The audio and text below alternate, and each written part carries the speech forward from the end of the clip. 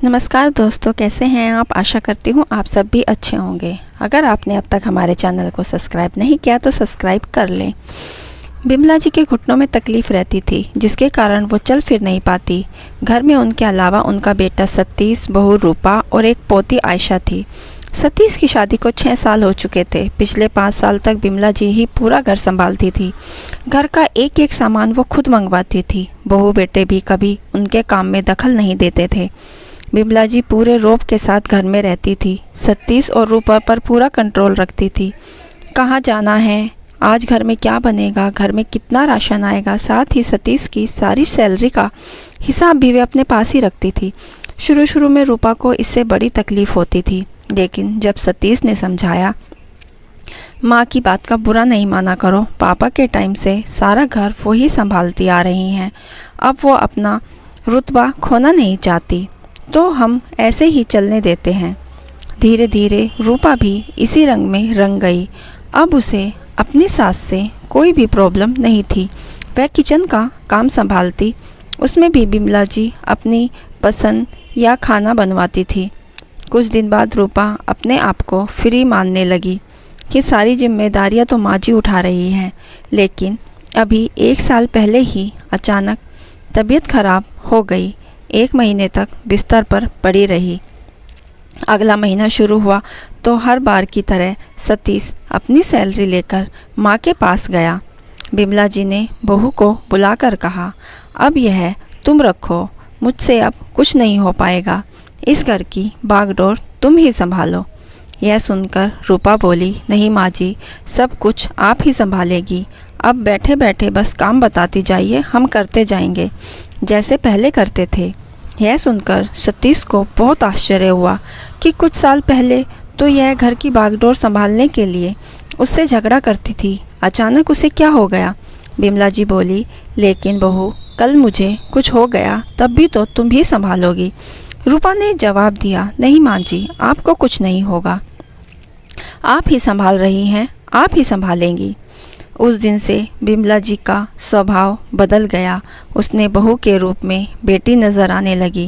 पहले वो सारा कुछ अपने हाथ से इसलिए रखना चाहती थी कि कहीं मेरे बेटे बहू मेरे ऊपर जुल्म न करने लगे, कहीं बेटा आंखें न बदल ले, कहीं मुझ पर घर से निकाल न दे। रूपा पहले की तरह ही माँ जी की पसंद की सब्जी बनाती, घर का सारा सामान वो खुद लेने जाती, लेकिन आकर एक एक पैसे का हिसाब अपनी सास को देती और बाकी बचे पैसे भी उन्हें दे देती। एक दिन रूपा अपने पीहर गई थी। सतीश अपने ऑफिस जा चुका था। शाम को दोनों वापस आ गए। तब बिमला जी ने दोनों को अपने कमरे में बुलाया। बेटा, मैंने आज वकील को बुलाकर अपनी वसीयत कर दी है। यह घर तेरे नाम कर दिया है और ये तिजोरी की चाबी, जेवर, रुपए, पैसे सब मैं बहू को देना चाहती हूँ। तभी रूपा बोली, माँ जी, इसकी क्या ज़रूरत है, आप ही संभालिए ये सब। बिमला जी बोली, बेटा, मुझे तुम दोनों पर भरोसा नहीं था, जैसे कि आजकल हो रहा है। बुजुर्गों के साथ बुरा सलूक किया जा रहा है। मैं अब उनसे डर गई थी, लेकिन अब मुझे तुम दोनों पर विश्वास है, इसलिए मैं ये सब तुम्हें सौंप देना चाहती हूँ। अगले दिन से रूपा सब कुछ संभालने लगी। बिमला जी निश्चित होकर अपने कमरे में बैठी रहती थी, लेकिन उन्हें यह देखकर और भी आश्चर्य हुआ कि उनकी बहू आज भी उनकी पसंद का खाना उनसे पूछकर बनाती है।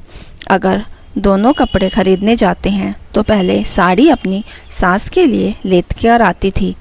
रूपा को अब तक आदत पड़ चुकी थी कि वह सारा काम माँ जी से पूछ कर करे। 2 महीने बाद बिमला जी का देहांत हो गया। घर में रोना पीटना मचा था। 13 दिन तक मेहमानों का तांता लगा रहा। 13वीं के बाद सभी धीरे धीरे विदा हो गए। सतीश अपने ऑफिस चले जाता। रूपा और उनकी बेटी दोनों घर में अकेले रह जाते। लेकिन रूपा को कुछ भी ध्यान नहीं रहता। वह कुछ भी काम करने से पहले, जहाँ तक कि खाना बनाने से पहले भी माँ जी के कमरे में पूछ कर जाती, उनसे पूछने। खाली पलंग को देखकर उसकी आंखों में आंसू बहने लगते। एक दिन वो उस कमरे की सफाई कर रही थी तभी उसे एक खत मिला। उस खत में पढ़ा तो उसमें उसके ही नाम था। उसमें लिखा था, बहू, मैं जानती हूँ तू मेरे जाने के बाद भी मेरे कमरे में मुझसे पूछने आएगी कि माँ जी क्या बनेगा, इसलिए तुझे मेरी आदत पड़ गई है और आदतें इतनी जल्दी नहीं बदलती। लेकिन बेटी, अब अपनी गृहस्थी संभालना सीख ले। अपने तरीके से अपनी गृहस्थी चला। हमारा समय और था, तुम्हारा समय और है। अपनी पसंद का खाना, बाहर घूमना, अपनी पसंद के कपड़े खरीदना, ये सब तुझे अकेले ही करना होगा। मेरी बातों से कभी तेरा दिल दुखा हो तो मुझे माफ़ कर देना। मुझे पता है कि जब तक मैं थी तू बेफिक्र थी, लेकिन अब तेरे सर पर छत नहीं है। मुझे ही छत बनना पड़ेगा, जिससे नीचे तेरा पति और तेरी बेटी सुरक्षित रहें और बेफिक्र रहें। मुझे पता है यह तू अच्छे से कर पाएगी। तेरी माँ बिमला। खत पढ़कर रूपा बहुत देर तक रोती रही। नहीं माँ जी, मुझसे यह सब नहीं होगा। मुझे वाकई ऐसा ही लग रहा है कि जैसे मेरे सिर पर छत नहीं है और मैं खुले आसमान के नीचे हूँ, जहाँ बारिश, आंधी, तूफान सब आएगा। खत को कई बार पढ़ने के बाद रूपा ने उसे सहज कर रख लिया। कुछ दिनों में वह एक माँ की तरह पूरा घर संभालने लगी। जब भी उसे कोई परेशानी होती, वह उस खत को निकालकर पढ़ती और दृढ़ता से डटकर मुश्किलों का सामना करती। रूपा को हर समय लगता था कि बिमला जी अब भी उसके साथ खड़ी हैं। दोस्तों, हमारी सास बहू की यह कहानी आपको कैसी लगी, हमें कमेंट बॉक्स में ज़रूर बताइए और हमारे चैनल को सब्सक्राइब, लाइक और शेयर करना ना भूलें। कहानी पूरी सुनने के लिए आपका दिल से धन्यवाद।